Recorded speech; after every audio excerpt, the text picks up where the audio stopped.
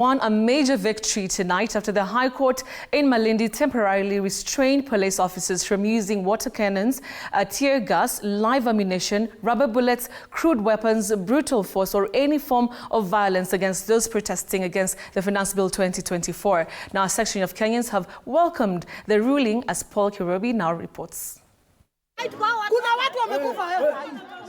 After a series of violence and abductions stemming from the acrimonious finance bill protests across the country, the protesters can now breathe a sigh of relief after the High Court in Malindi temporarily restrained police officers from using water cannons, tear gas, live ammunition, rubber bullets, crude weapons, brutal force, or any form of violence against those protesting against the Finance Bill 2024. The orders were made in a case filed by lawyer Saitabao Ole Kanchuri, who moved to court seeking orders barring Inspector General of Police Japhet Kome and CS Interior Kithure Kindiki from using any form of violence against anti-Finance Bill 2024 protesters. Tumefanya vizuri kutoa mambo na tear gas.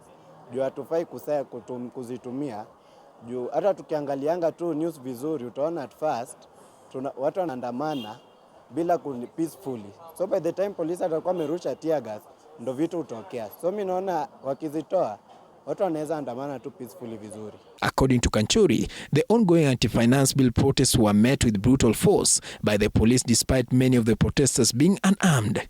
This, he argues, prevented them from enjoying their rights to protest as enshrined in the Constitution, an argument that had its way in court, with Justice Mugure Thande halting the use of any form of forceful resistance on the protesters, including extrajudicial killings, abductions, detentions, harassment, intimidation, torture, cruel, inhumane, and degrading treatment of persons protesting against the Finance Bill 2024.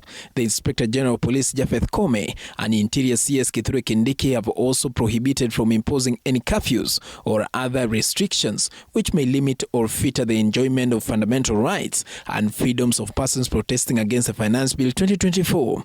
Kanchuri accuses the state of sponsoring violence against protesters who staged nationwide peaceful protest against what he terms as excessive, inhuman, and insensitive taxes enhanced by Finance Bill 2024, which has led to loss of lives of several innocent young Kenyans and left many wounded.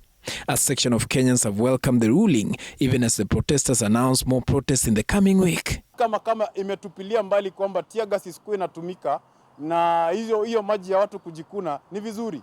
Bora watu wafanye nini? Wapewe security wakifanya maandamano. Paul Kirobi, TV 47.